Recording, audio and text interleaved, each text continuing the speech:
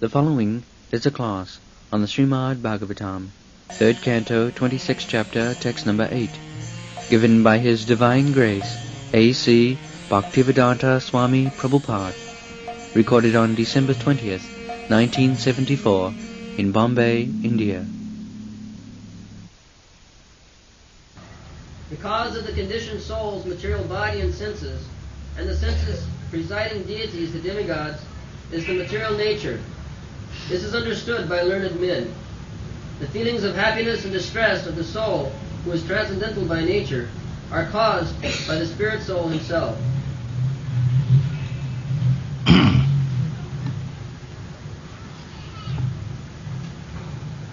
कार्य कारण कर्तृत्वे कारणं प्रकृतिं विदो भोक्तृत्वे सुख दुःखानां पुरुषं प्रकृते परम. Purusham, we are also Prakriti, but here it has been said Purusha. Living entity is Prakriti. Original position is Prakriti. Prakriti means subordinate. We have got experience in this material world also. Prakriti, Stri and Purusha, husband and wife. Natural position is that the wife is under or subordinate to the husband. At least that is the Vedic conception. Therefore, woman places herself in the position of Dasi. Dasi, maidservant. In the queens of Krishna, when you'll find in the Srimad Bhagavatam, when there was talking between the queens and Draupadi at Kurukshetra on some festival, so as women mixing together, they talk about their marriage, about their family, about their husband. So they were also talking. So Draupadi was asking the queens of Krishna how they are married. Because in each time Krishna had to fight to get the wife. That is the Kshatriya principle. Without fight, there is no marriage. There must be some fight. And after killing the opposing party, that blood is taken and smeared over it. This is red vermilion. Now it can be purchased. There is no fight. You can purchase 2 pies, that's all. But formally, a Kshatriya must fight. And there are many opposing princes, and the victorious prince must kill or at least get some blood from the body, and as victorious the wife will be smeared. Anyway, so the point is that even the queens of Krishna, they are not ordinary women, very exalted. So they are giving their acquaintances to Draupadi. In this way, I became a maidservant of Krishna. You'll find this in the Srimad Bhagavatam. In the queens, every queen possessed a big palatial building, and all the palaces were made of first-class marble, and the furnitures were made of ivory, and the beddings, and within the room there was no need of electrical bulb. They are set up with jewels, and they would throw the focus of light, and there was garden, parijat flower. You'll find all these things in the Srimad Bhagavatam. And each queen had 10 sons, and the sons were also married. They had sons. In this very, very opulent. But still, they were placing themselves in the position of maid servant. They are also king's daughter, not ordinary being. So that is the Vedic conception. Of course, I do not know what is the practice here, but in Bengal, this is the practice. When the son goes to marry to the bride's house, it is a custom. The mother asks the son, "My dear son, where you are going?" So the bridegroom answers, "I am going to bring one maid servant for you." This is the system. So, according to the Vedic system, there is no equal right of the man and woman. The woman is always subordinate. That is the Manusamhita law. Nastriyam satantatam arhati. A woman does not require, does not deserve to get independence. That is good for them. If the woman remains under the protection in young age, under father, when he is child, when he is young, under the protection of husband, and when she is old, under the protection of elderly children, that is their very safe position. Just like Kunti. Kunti was not ordinary woman. Still, she kept herself under the protection of the 5 sons. The sons were going to forest. Kunti was not asked to go to the forest, but because she took it to be protected by the sons, she also went to the forest. Just like Sita Devi. Sita, she was also king's daughter.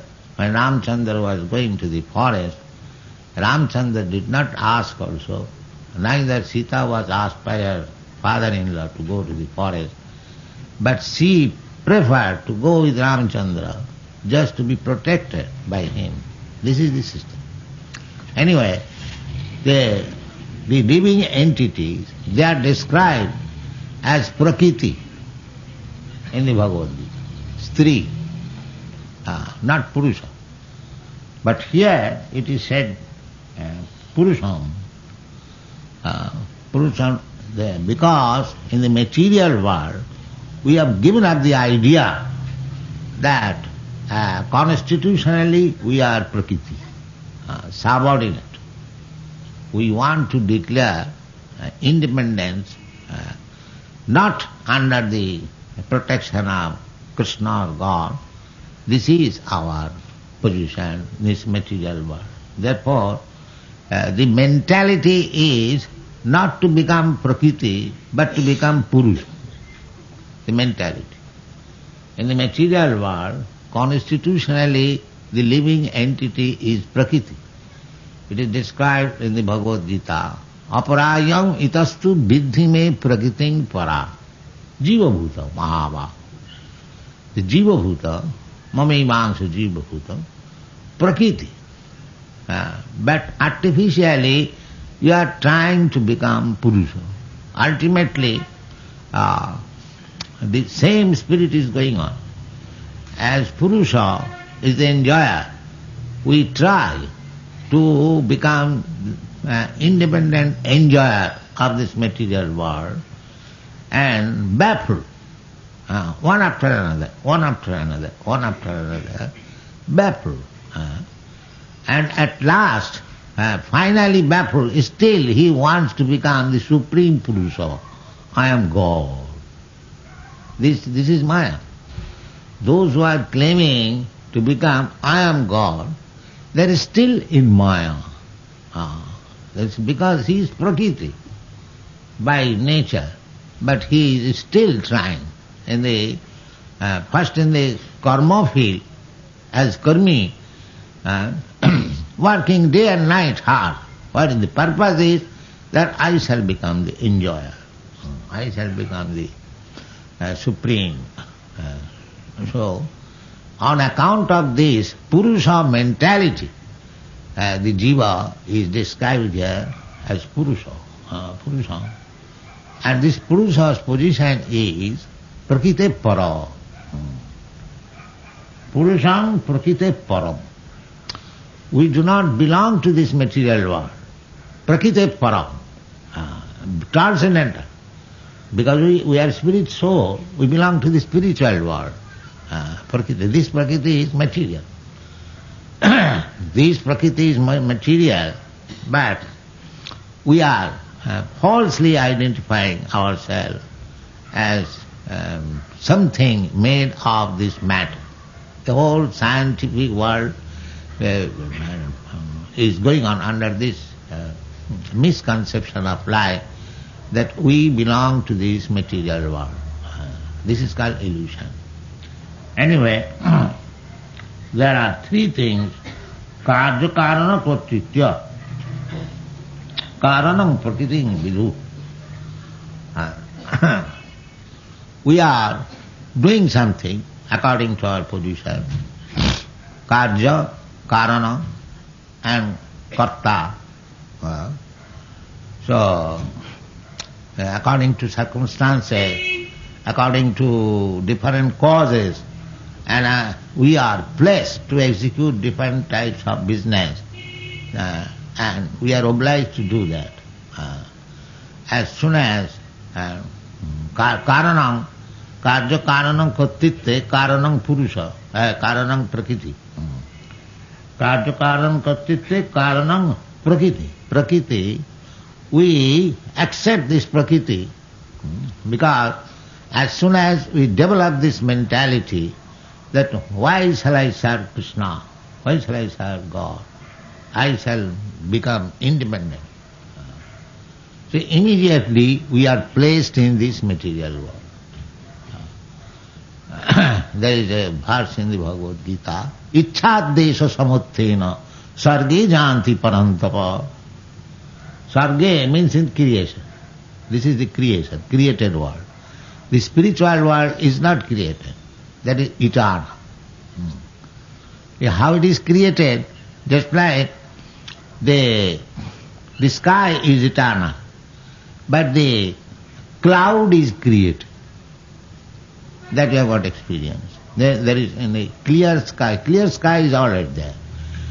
But at some time, seasonal changes, the cloud is created. The water is taken from the stock is already there, taken from the sea, ocean, and it is made into gas, and that appears as cloud, and it covers the sun.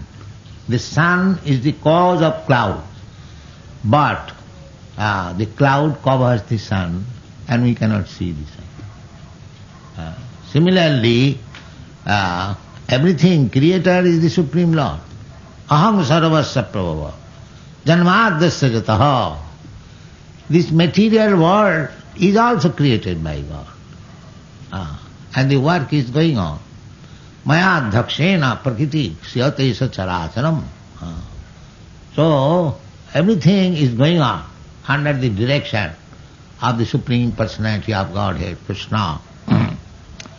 But according to our position, we are enjoying different results. Not enjoying, suffering. Here there is no question of enjoyment. It is suffering.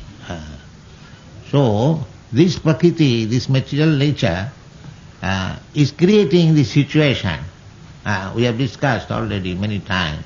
According to our Karanam Gunasangavasya, as we are associating with different modes of material nature, or infecting different modes of material nature, so that we are getting different situation, different body, different activities. The original cause is the material nature. Then we can say, then why we are suffering? Everything is given by the material nature. Why? No. That is stated here. The bhoktitte sukha-dukkhanam purusham prakrite param. The material nature is creating the situation for your suffering. So she is not responsible. You have to suffer. This is our position. You cannot say that material nature is creating, why I shall suffer? No. They just like if you say, I did not know when I infected this disease, so why shall I suffer from it? No. Because you have somehow or other you have infected some type of disease, you must suffer. This is our position. Because you have come to this material nature and you have infected a certain quality or more some material nature, the resultant action you have to suffer. Although the body is given to you by material nature, the bodily pains and pleasure that you have to suffer. This is our position. That means because we have come to this material nature.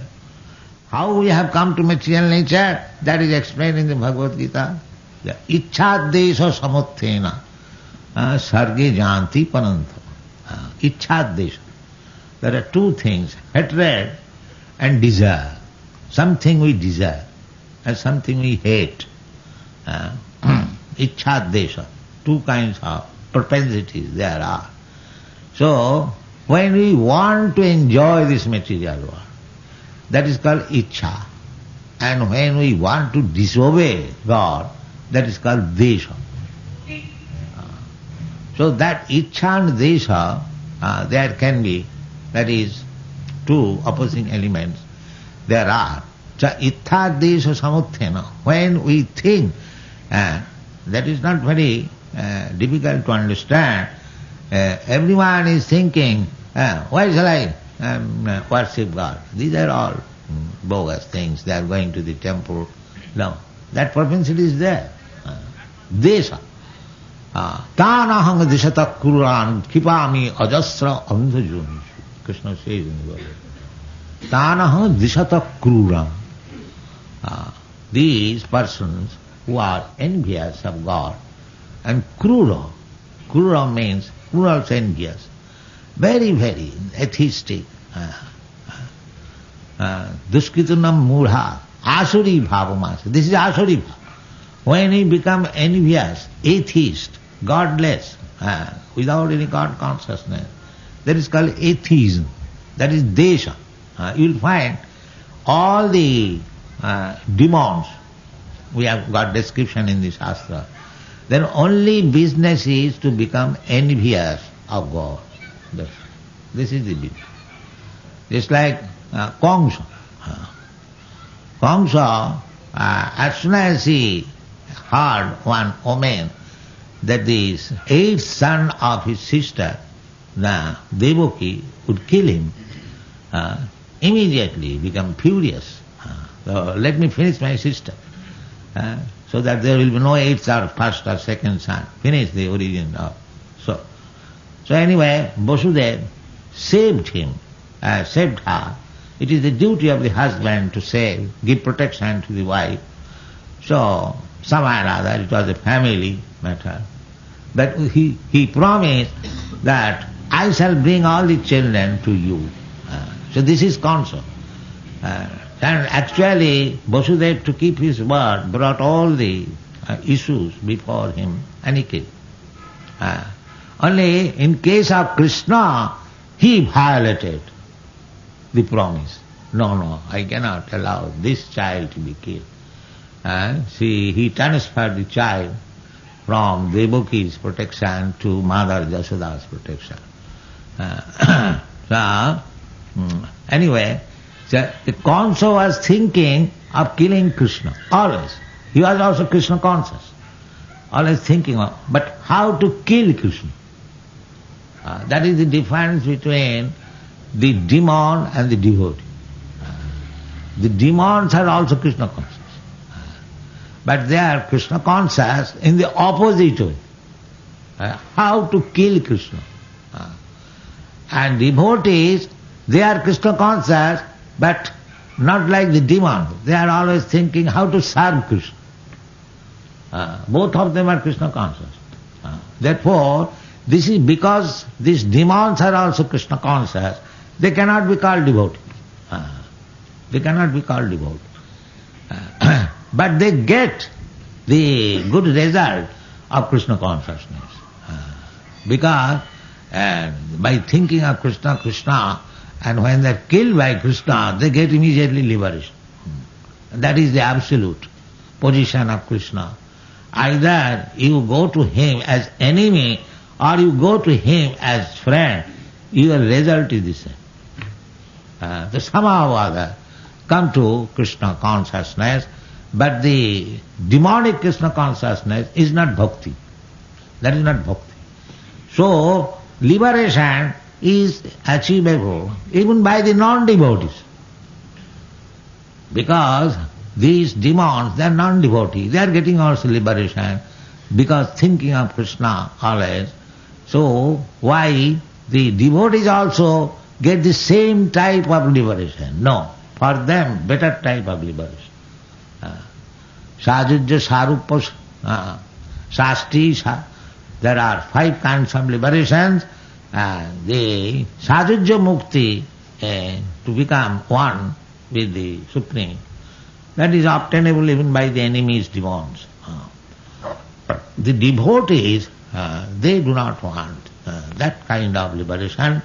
They want to keep their identity eternally and serve Krishna. That is perfect. So anukullena Krishnanusilanam. Therefore bhakti is described anukullena Krishnanusilanam. Krishna anusilanam. Anusilanam means cultivating the knowledge of Krishna. The demons are also cultivating, but that is not anukullena. That is pratikulya. How to kill Krishna. So that is not bhakti. When we cultivate Krishna consciousness, anukulena. Anukul means favorable. That is called bhakti. So, here it is said that karyakarana kartitte karanam prakritim vidu bhaktitte sukadukkanam purusam prakrite param. Purusa, we living entities, because we have developed this consciousness, somehow or other, that we don't want to serve Krishna, but we want to become Krishna.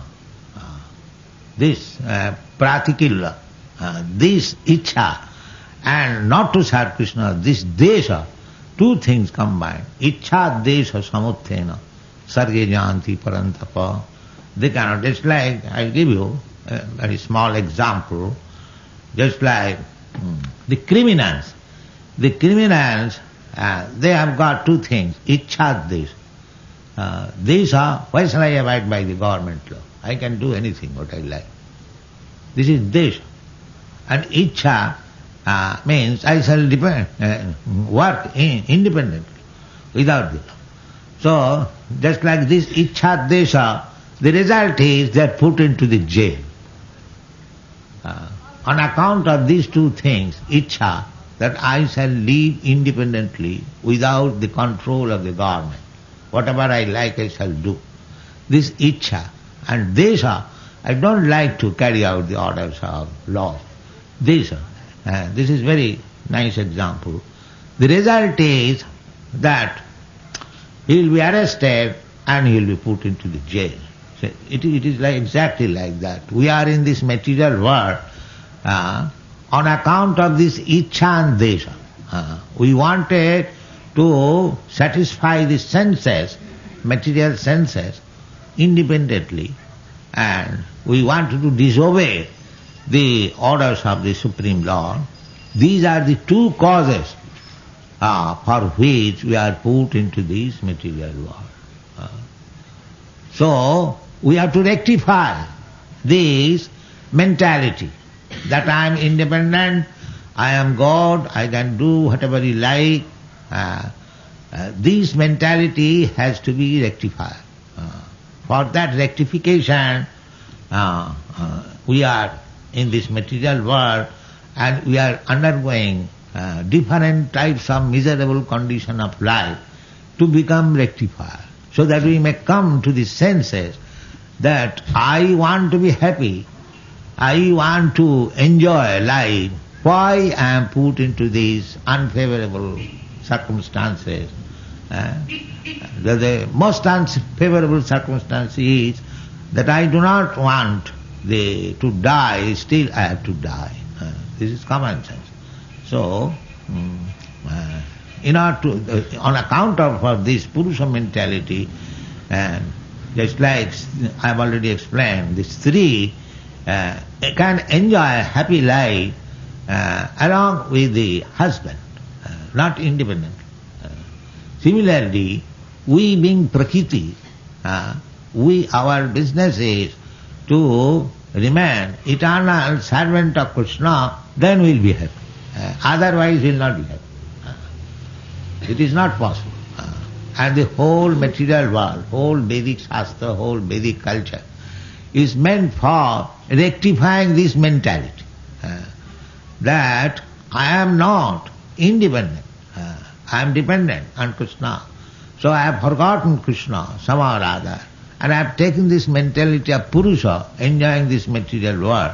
I have to rectify this. So if I rectify that, then I become free from the clutches of Maya. Otherwise, since I have put myself under the clutches of this material energy, she is giving me different types of body, different types of situation to fulfill my desire. But because she has given a different type of body, a different type of situation, she is not responsible. I am responsible, therefore I will have to suffer or enjoy of the sequence or the resultant action made by the material nature. Therefore it is said that karya karanam kartritve karanam prakriti. One should understand. I have got this body, this is given by material nature. I have got a different type of mentality, that is also given by Prakriti.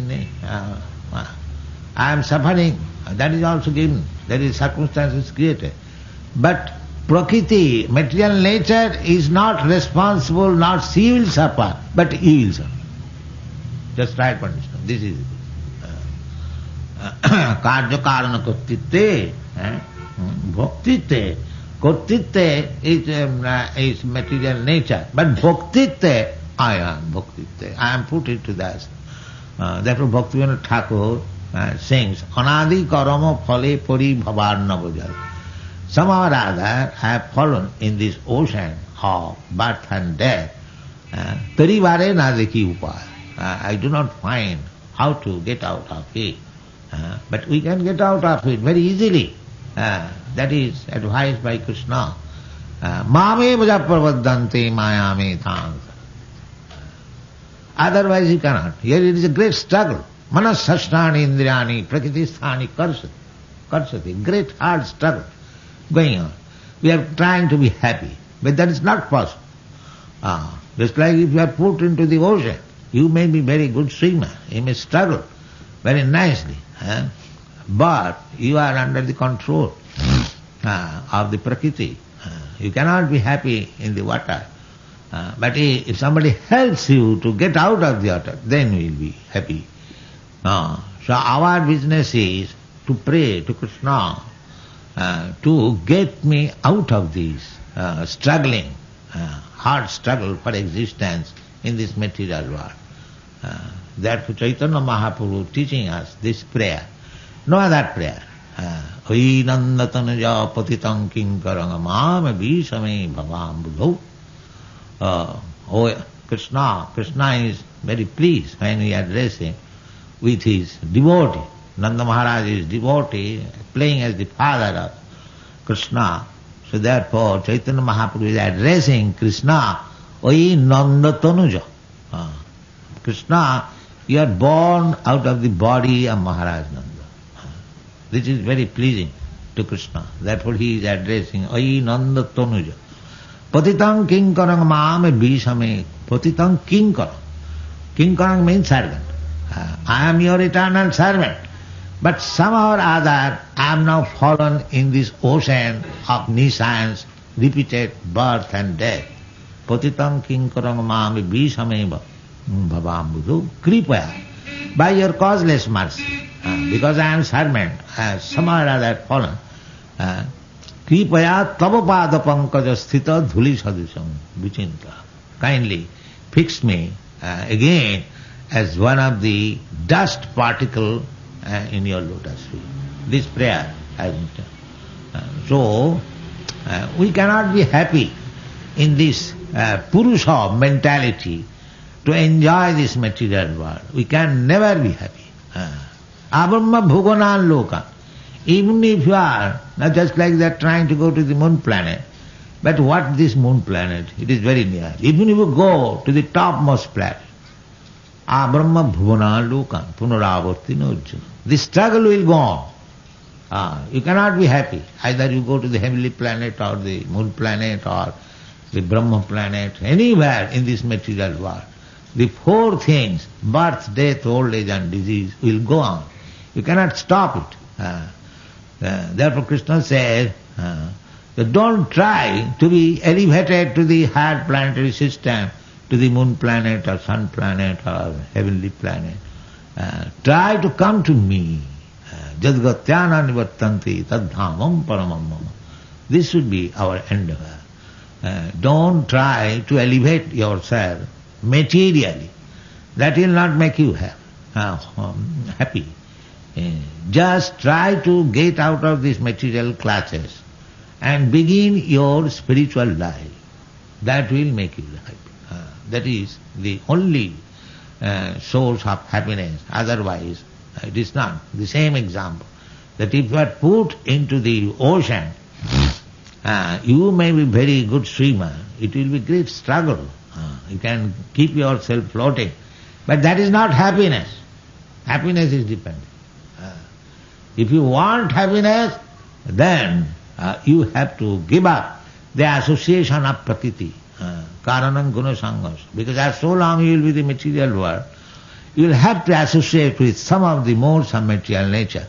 Satagun, rajagun, tamagun. By association with the satagun, material modes of nature, urdham gachanti sattvastva, you can be elevated to the higher planetary system, or by jaganna gunavrittista adho gachanti tamasa, by associating with the tamagun, you will be put downwards, either in the animal forms of life or lower planetary system. In this way, you are wandering up and down. Give up this business. Krishna says, surrender unto me. You surrender to Krishna and be happy. Thank you very much.